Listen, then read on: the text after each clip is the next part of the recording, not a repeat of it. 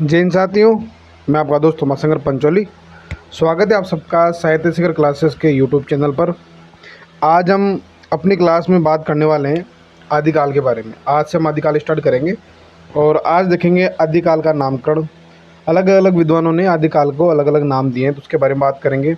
और बात करेंगे कि आचार्य शुक्ल ने जो आदिकाल को वीरगाथा काल कहा था, वह क्यों कहा, किस कारण कहा और किन रचनाओं के आधार पर कहा, उसके बारे में बात करेंगे। और फिर बात करेंगे आदिकाल की प्रमुख प्रवृत्तियाँ, जो विशेषताएं हैं, उनके बारे में। तो चलिए शुरुआत करते हैं आज के टॉपिक की। उम्मीद करता हूँ आपकी तैयारी अच्छी चल रही होगी और आप स्वस्थ भी होंगे, मस्त होंगे और पूरी ईमानदारी से अपने सपनों को पाने के लिए मेहनत कर रहे होंगे, जद्दोजहद कर रहे होंगे। ठीक है। आदिकाल, आज से हमारा जो हिंदी साहित्य का जो इतिहास है उसका प्रारंभ हो रहा है। विशेष टॉपिक आदिकाल। और यहाँ से अब जो प्रश्न तो पहले भी बनते, लेकिन अब विशेषकर चीज़ें जैसे रचनाएं आएंगी, बहुत सारी चीज़ें अब ज़्यादा पढ़नी पड़ेगी। तो आदिकाल बात करें कि आदिकाल का समय जो आचार्य शुक्ल ने माना, उसके बारे में बात करते हैं। तो वही 1050 से 1375 विक्रम संवत। ठीक है, ये आदिकाल का समय हो गया 1050 से 1375 विक्रम संवत। अब नॉर्मली बात करते हैं कि आदिकाल में जो साहित्य पाया गया है वह मुख्य तो 5 प्रकार का साहित्य मिला है। एक सिद्ध साहित्य, सिद्ध साहित्य। दूसरा देखें अपन तो जैन साहित्य, जैन साहित्य। नाथ साहित्य, मतलब दूसरा है नाथ साहित्य, फिर जैन साहित्य। नाथ साहित्य, जैन साहित्य, रासो साहित्य, रासो साहित्य और लौकिक साहित्य।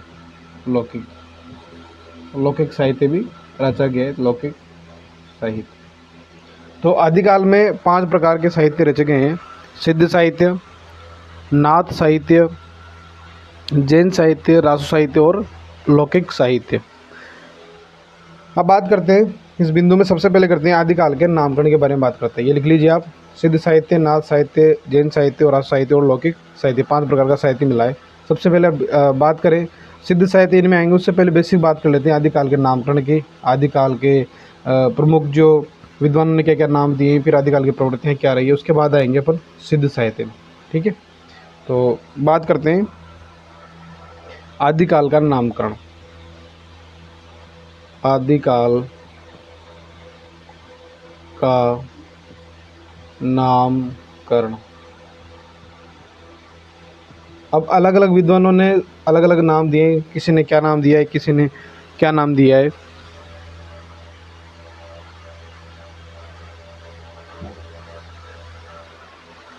तो सबसे पहले बात करते हैं कि जो आदिकाल है उसको आदिकाल नाम किसने दिया था। शुरुआत यहीं से करते हैं, आदिकाल को आदिकाल नाम। तो आदिकाल को आदिकाल नाम देने वाले जो है वह है हजारी प्रसाद द्विवेदी। हजारी प्रसाद द्विवेदी। और ये इनका सर्वमान्य मत है ना। सब आदिकाल का नाम आदिकाल ही मानते हैं, ये सर्वमान्य मत है। तो आदिकाल का नाम आदिकाल देने वाले हैं हजारी प्रसाद द्विवेदी। सर्वमान्य मत, सर्वमान्य मत। ठीक है। अब आदिकाल के बारे में 2 चीज़ों की बात करें तो आदिकाल का सर्वप्रथम नामकरण करने वाले तो ग्रेशन है ना, जिन्होंने चारणकाल का। आदिकाल का सर्वप्रथम नामकरण करने वाले विद्वान वो तो है जॉर्ज ग्रियर्सन। कौन है? George Grierson. आदिकाल का सर्वप्रथम नामकरण करने वाले जो विद्वान है वो तो है जॉर्ज ग्रियर्सन। लेकिन आदिकाल को सर्वप्रथम आदिकाल का नामकरण करने वाले वो है हजारी प्रसाद द्विवेदी। आदिकाल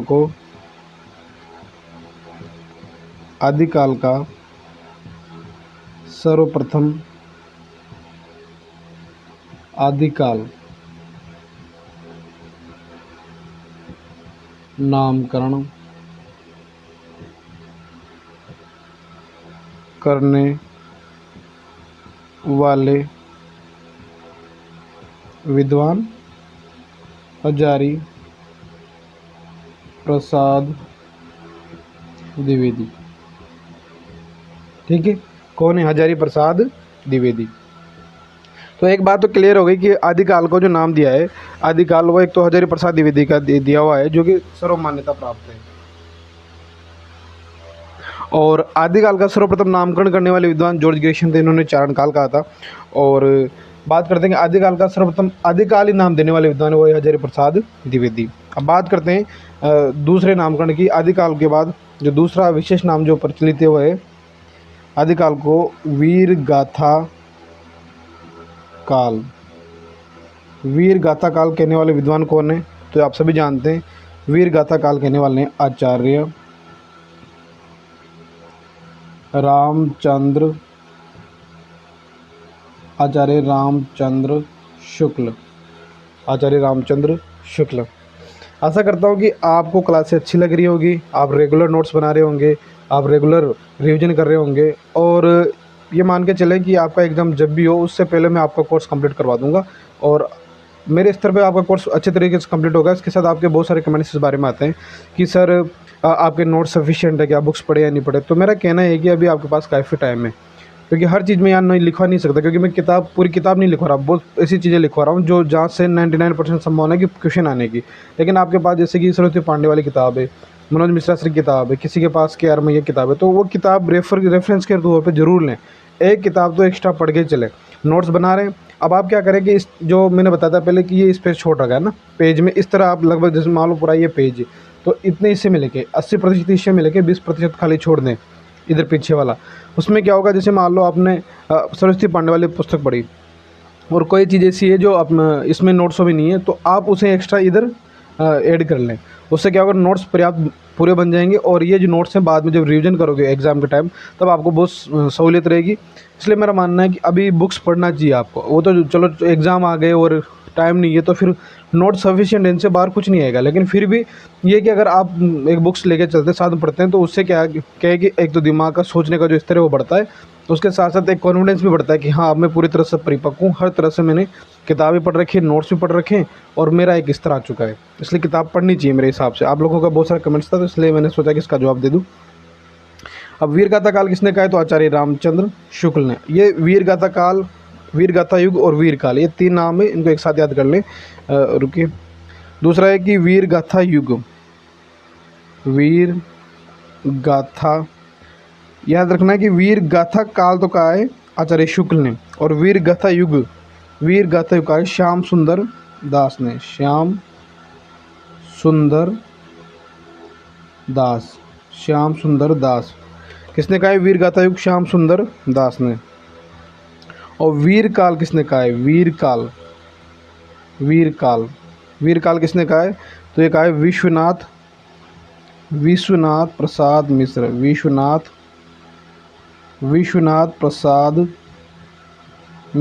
विश्वनाथ प्रसाद मिश्र ने क्या कहा है? आदिकाल को वीर काल कहा है। ठीक है, आप इसका स्क्रीनशॉट ले लीजिए। तो आदिकाल कहने वाले हैं हजारी प्रसाद द्विवेदी, ये सर्वमान्य मत है। और आदिकाल का सर्वप्रथम नामकरण करने वाले विद्वान तो जॉर्ज ग्रेशियन ने, और आदिकाल का सर्वप्रथम आदिकाल नामकरण करने वाले विद्वान हजारी प्रसाद द्विवेदी। अब वीर गाथा काल आए तो शुक्ल, युग आए तो सुंदर। युग क्या होता है? सुंदर होता है। काल शुक्ल युग सुंदर है ना, श्याम सुंदर। और वीर काल वीर विश्वनाथ प्रसाद मिश्र। आप इसको इस तरह याद रख सकते हैं। ठीक है, आगे चलते हैं। ये हो गए 4 नामकरण। अब बात करते हैं अगले। ये लगभग 10 से 15 नामकरण ऐसे हैं जो अति महत्वपूर्ण है और इनको आप 2 से 3 बार पढ़ोगे तो ये याद हो जाएंगे। मतलब हिंदी में मेरा कहना ये है कि समझने वाली प्रवृत्ति तो कम है, लेकिन फिर भी ये कि तथ्यात्मक चीज़ें ज़्यादा है, तो उनका याद करने का तरीका ये कि ज़्यादा से ज़्यादा रिवीजन। मैंने आपको बताया कि आप सप्ताह में जो है भी मैं क्लासें भी जो लेता हूँ वो 5 क्लासें लेता हूँ सप्ताह में। सोम से शुक्रवार तक क्लासें रहती है। बाकी शनिवार को अपने जैसे ऑब्जेक्टिव क्लास हो गई, या फिर अदर, जैसे आपके कोई टॉपिक आते हैं, कई बातें आती हैं कि सर इस पे बात कीजिए, तो किसी मुद्दे पर बात कर लेते हैं और एक मोटिवेशन का वीडियो रख लेते हैं संडे को या शनिवार को। तो उससे क्या थोड़ा मूड फ्रेश हो जाता है, चीज़ें अलग हो जाती है। और सप्ताह में 5 दिन पढ़ने से क्या होता है कि जैसे शनिवार, रविवार को आप क्या करो, रिविज़न का रखो, क्योंकि रिवीजन ही मोस्ट इंपॉर्टेंट चीज़ होती है ना। ये चीज़ें याद तभी हो पाएगी जो बार बार रिवीजन होगा, और फिर उसके बाद आप प्रैक्टिस करोगे तो ज़्यादा चीज़ें याद हो जाएगी।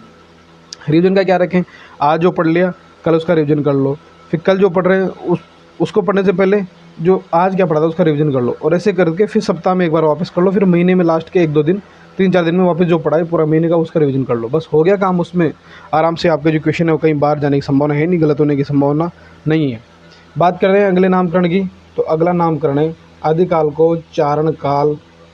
किसने कहा है बताइए? आदिकाल को चारण काल कहने वाले विद्वान जॉर्ज ग्रियर्सन। कौन है? George Grierson.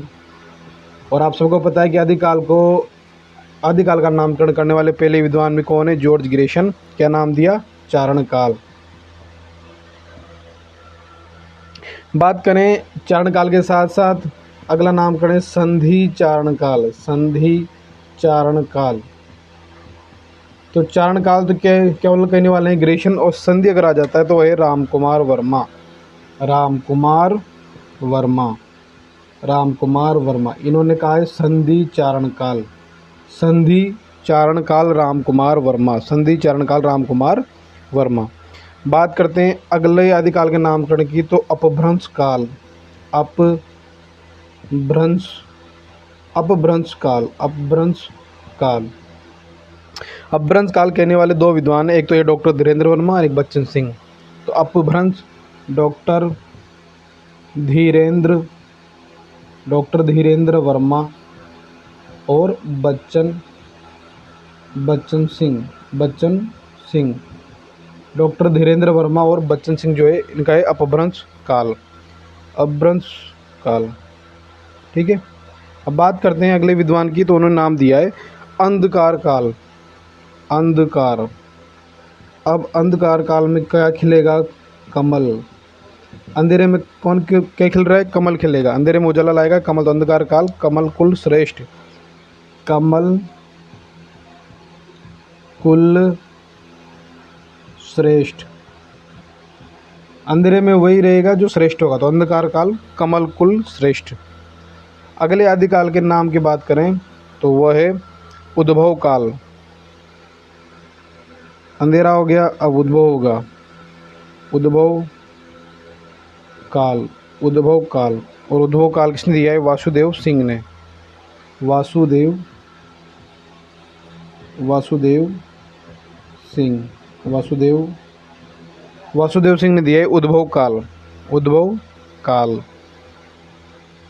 और बात करते हैं कि आधार काल। अगला नामकरण है आदिकाल का आधार काल। आधार काल। तो आधार काल किसने दिया है? सुमन राज्य ने। सुमन राज्य। आधार काल नाम दिया आदिकाल को सुमन राज्य ने। तो लगभग 10 नाम हो गए। चारण काल दिया है जॉर्ज ग्रेशन ने। संधि चारण काल दिया है राम कुमार वर्मा ने। और अपभ्रंश काल दिया है डॉक्टर धीरेन्द्र वर्मा बच्चन सिंह ने। और अंधकार काल कमल कुल श्रेष्ठ ने। उद्भव काल वासुदेव सिंह ने। और आधार काल दिया है सुमन राज्य ने। स्क्रीनशॉट ले लीजिए आप। अभी 6 नाम और, उसके बाद ये आदिकाल का नामकरण हो जाएगा। फिर बात करेंगे कि आचार्य शुक्ल ने आदिकाल को जो आदिकाल वीरगाथा काल कहा है वह किन रचनाओं के आधार पर कहा है?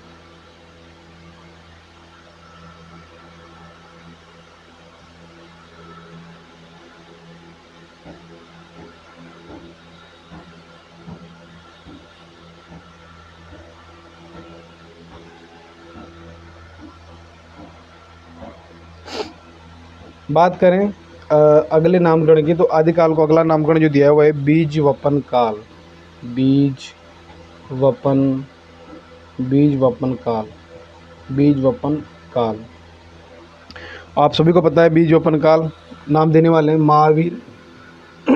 महावीर प्रसाद द्विवेदी। महावीर प्रसाद द्विवेदी। ठीक है। बीज ओपन काल महावीर प्रसाद द्विवेदी। अब बात करें अगला है संक्रमण काल। संक्रमण काल, आदिकाल को संक्रमण काल कहने वाले विद्वान कौन थे? तो वह राम खेलावन पांडे। राम खेलावन पांडे। राम खेलावन पांडे जो है वह संक्रमण काल जो है आदिकाल कहने वाले हैं राम खेलावन पांडे। बात करें कि आदिकाल को आरंभिक काल, एक तो है आरंभिक, एक है प्रारंभिक। आरंभ कौन कर रहे हैं? आरंभ कर रहे हैं मिस्र बंधु। आरंभ है प्रचंड बोल मस्तकों के झुंड, आज जंग की घड़ी की तुंग वार दो, है ना। आरंभिक काल है मिस्र बंधुओं ने। ये बहुत ही प्रेरणादायक कविता है, जो गीत है। आरंभ है प्रचंड बोल मस्तकों के झुंड, आज जंग की घड़ी की तुंग वार दो। आन बान शान या की शीश का हो दान, आज एक धनुष के बाण पे तुम उतार दो। पीयूष मिश्रा जी की, और इनकी एक पंक्ति वो भी है कि जिस गति से है चला तो उस गति को पाएगा, तो फूल सूंघता रहा तो किस गति समाएगा। बहुत ही प्रेरणादायक कविता, आपको सुननी चाहिए, गीत है। और वास्तव में सही बात है कि हम जिस गति से चल रहे हैं, जो अपनी सोच है, वो इंसान उसी में जाके उसी को पाता है। अगर आपका सपना छोटा है तो आप उतनी मेहनत करोगे, उतनी तैयारी करोगे। अगर सपना बड़ा, जैसे आपने लेक्चरर बनने का सपना देख रखा है, वरिष्ठ अध्यापक का सपना देख रखा है, तो फिर मेहनत भी उसी होगी ना। मेहनत उतनी करनी पड़ेगी, उतना ही संघर्ष, उतनी चुनौतियाँ आपके सामने आएगी। लेकिन अगर आप अपने कंफर्ट जोन से बाहर ही नहीं निकलोगे, आप केवल बस नहीं कि हाँ ठीक है मैं 2 घंटे पढ़ पा रहा हूँ, 2 घंटे पढ़ लिए, थोड़ी एक्स्ट्रा चुनौतियाँ तो लेनी पड़ेगी ना। परिवार की परिस्थिति सही नहीं है तब भी पढ़ना पड़ेगा। अगर आपके पास टाइम नहीं है तब भी आपको टाइम निकालना ही पड़ेगा, क्योंकि ये अगर आपका सपने के लिए अगर आप 5 से 6 घंटे भी नहीं निकाल पा रहे हो तो फिर क्या मतलब है।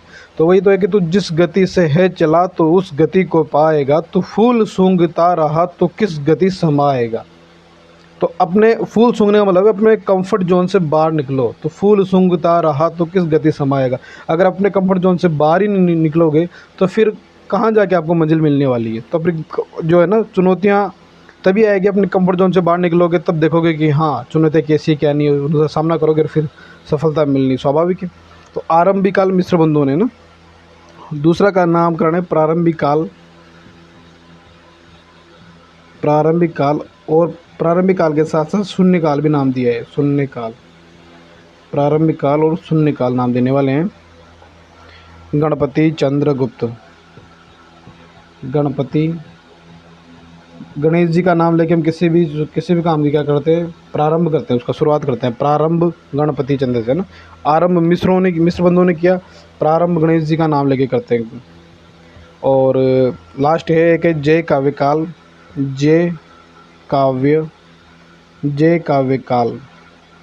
जय काव्य काल रमाशंकर शुक्ल रसाल। यह है रमाशंकर शुक्ल रसाल। रमाशंकर शुक्ल रसाल। और लास्ट में सिद्ध सामंत काल। आदिकाल को सिद्ध सामंत काल किसने कहा है? राहुल सांकृत्यायन ने। राहुल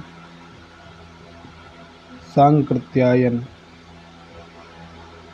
स्क्रीनशॉट ले लीजिए आप।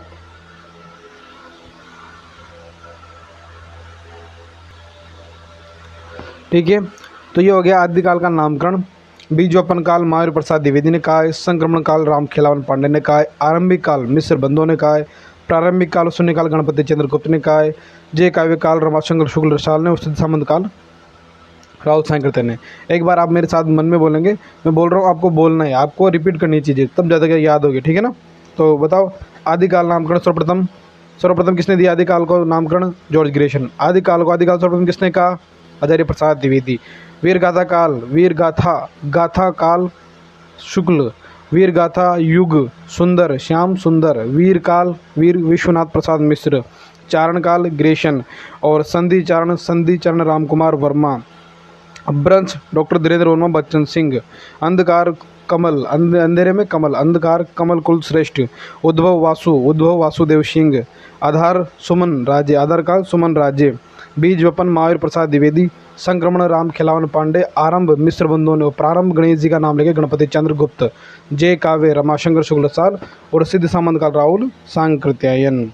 ये हो गया है आदिकाल के प्रमुख नामकरण। इनसे बाहर कोई नामकरण नहीं आएगा। अगर मिलान वाले प्रश्न आएंगे तो बी में से आएंगे, और अकेला पूछेगा कि महावीर प्रसाद द्विवेदी ने, तो ये 4 नाम दे देगा। महावीर प्रसाद द्विवेदी ने आदिकाल को क्या नाम दिया, तो आपको याद ही, आप बता दोगे कि बीज वपन काल का है। ठीक है, स्क्रीनशॉट ले लिया आपने। अब बात करते हैं कि आदिकाल का जो नाम है वह आचार्य शुक्ल ने जो वीर गाथा काल नाम दिया है वह किन ग्रंथों के आधार पर दिया है, तो उन्होंने 12 ग्रंथ ऐसे माने, उन 12 ग्रंथों की रचनाओं के आधार पर आदिकाल का नामकरण उन्होंने वीर गाथा काल कहा है, वीर गाथा काल कहा है। तो बात करते हैं वो कौन कौन से ग्रंथ हैं। तो आचार्य रामचंद्र शुक्ल ने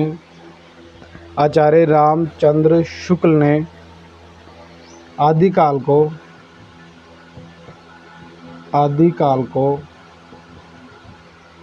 क्या कहा है, वीर गाथा काल,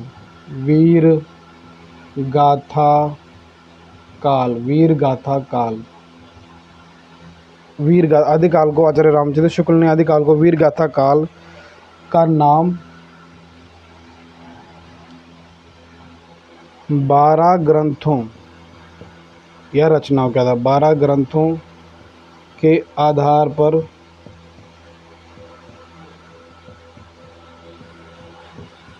दिया है। ठीक है,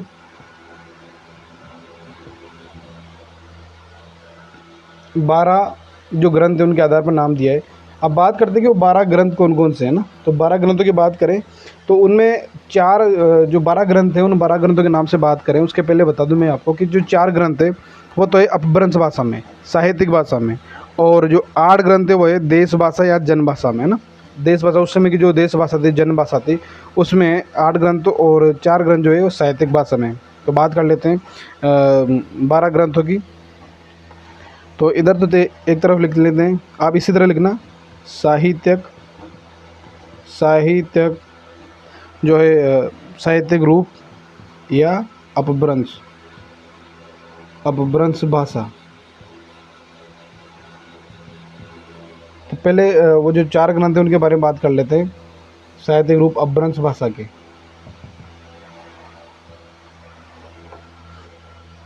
पहला ग्रंथ है हम्मीर रासो। दूसरा ग्रंथ है विजयपाल रासो। और तीसरा है कीर्ति लता और कीर्ति पताका।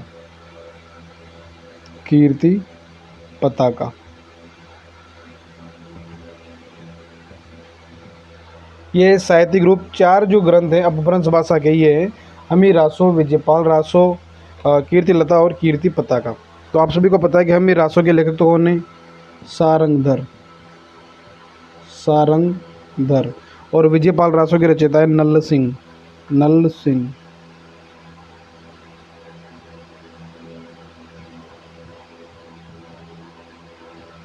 और कीर्ति लता के भी विद्यापति है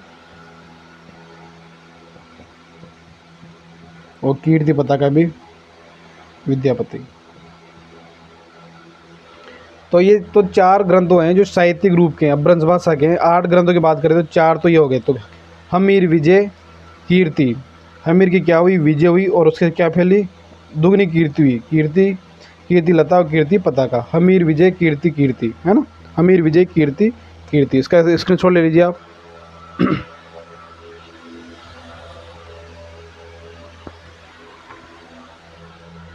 अब बात करते हैं जो 8 अलग जो दूसरे ग्रंथ हैं उनके बारे में, देश भाषा के ग्रंथों के बारे में बात करते हैं अब।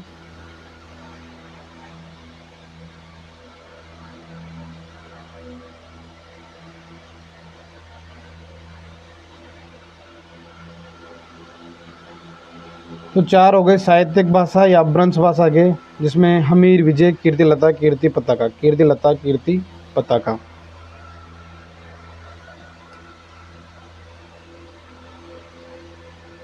अब बात करते हैं आठ जो ग्रंथ है, आठ ग्रंथ वह है देश भाषा या जन भाषा के, जन भाषा के, देश भाषा या जन भाषा के। तो इसमें बात करते हैं, जो पहला ग्रंथ है वह है खुमान रासो, खुमान रासो। दूसरे ग्रंथ की बात करें तो वह है बीसल देव रासो, बीसल देव रासो।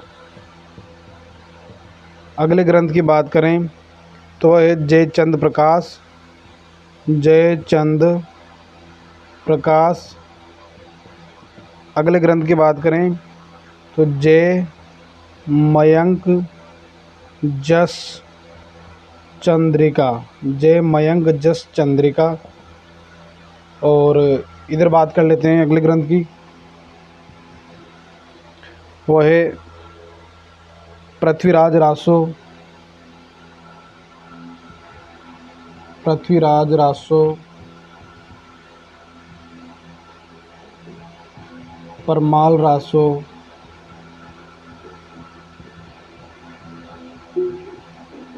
और खुसरो की पहेलियाँ,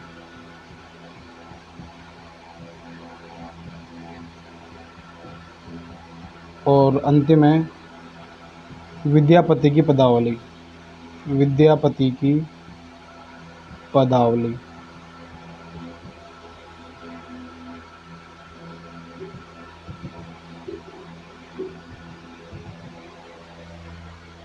तो ये 8 ग्रंथ जो देश भाषा में लिखे गए हैं और 4 ग्रंथ जो साहित्यिक भाषा में लिखे, अपभ्रंश भाषा में, उनके हम बात कर चुके हैं।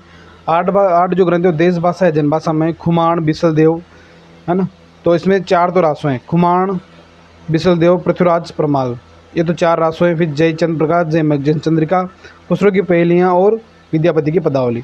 अब बात कर लेते हैं कि खुमान रासो किसने लिखा है। तो इसके लेखक हैं दलपति विजय या दलपत विजय, दलपत विजय। बिसल देव रासो की किसने लिखा है, नरपति नाल, नरपति नाल ने। जयचंद प्रकाश किसने लिखा है, ये लिखा है केदार भट्ट ने, केदार भट्ट। जय मयंक जस चंद्रिका लिखा है मधुकर भट्ट ने, मधुकर भट्ट। पृथ्वीराज रासो आप सब जानते ही हैं, चंद बरदाई ने लिखा है, चंद बरदाई। परमाल रासो जगनीक ने, और ये नाम से स्पष्ट है खुसरो ने लिखा है, खुसरो की पहेलियाँ। और विद्यापति की पदावली विद्यापति ने, विद्यापति। ठीक है, तो ये हो गए 8 जो ग्रंथ देश भाषा या जनभाषा के। खुमान रासो लिखा है दलपत विजय ने, बिसल देव रासो नरपति नाल ने, जयचंद प्रकाश केदार भट्ट ने, और जय मयंक जय चंद्रिका मधुकर भट्ट ने। पृथ्वीराज रासो चंद बरदाई ने लिखा है, परमाल रासो जगनीक ने लिखा है, खुसरो की पहेलियाँ खुसरो ने, और विद्यापति की पदावली विद्यापति ने। तो ये 8 ग्रंथ हो गए देश भाषा जनभाषा के, और 4 ग्रंथ हो गए साहित्यिक भाषा के। इन 4 और 8 12 ग्रंथों के आधार पर आदिकाल को वीर गाथा काल कहा है आचार्य रामचंद्र शुक्ल ने, क्योंकि इनमें जो ग्रंथ है अधिकांश रासो ग्रंथ है और ये वीर रस के प्रधानता वाले ग्रंथ है, वीर, इसलिए इनको वीर गाथा काल उन्होंने नामकरण दिया है। तो आज के लिए इतना ही। एक बार रिवीजन कर लेते हैं फास्ट कि आदिकाल का नामकरण आदिकाल दिया है तो हजारी प्रसाद द्विवेदी ने, वीर गाथा काल रामचंद्र शुक्ल ने, वीर गाथा युग श्याम सुंदर दास ने, चारण काल ग्रेशन ने, वीर काल विश्वनाथ प्रसाद मिश्र ने, संधि चारण काल तो राम कुमार वर्मा ने, अपभ्रंश काल डॉक्टर धीरेन्द्र वर्मा बच्चन सिंह ने, अंधकार काल कमल कुल श्रेष्ठ ने, और उद्भव काल वासुदेव सिंह ने, आधार काल सुमन राजे ने, बीजोपन मायर प्रसाद द्विवेदी, संक्रमण काल राम खिलावन पांडे, आरंभिक काल मिश्र बंधु, और प्रारंभिक काल शून्यकाल गणपति चंद्रगुप्त, जयकाल रमाशंकर शुक्ल साल, सिद्ध संबंध काल राहुल सांकृत्यन। और 8 ग्रंथ हो गए, 4 साहित्यिक भाषा के हमीर, विजयपाल, कीर्तिलता, कीर्ति पताका, जिनके आधार पर तो नाम दी साहित्यिक भाषा के, अपभ्रंश भाषा के, और 8 ये खुमान, बिसल देव, जय जन प्रकाश, जय मैंग चंद्रिका, पृथ्वीराज रासो, प्रमाल रासो, कुशल के पहले, विद्यापति की पदावली। इन 8 देश भाषा जनभाषा के ग्रंथ में 12 ग्रंथों के आधार पर आदिकाल का नामकरण वीर गाथा काल दिया है आचार्य रामचंद्र शुक्ल ने। अच्छे से तैयारी कीजिए, रिवीजन कीजिए। अगले क्लास में बात करेंगे आदिकाल की प्रमुख प्रवृत्तियाँ और विशेषताओं की, और रिवीजन करते रहिए, मेहनत करिए। और वही बात अभी बीच में बात आई थी कि तू जिस गति से है चला तो उस गति को पाएगा, तो फूल सूंघता रहा तो किस गति समाएगा। ठीक है, जय हिंद, जय भारत।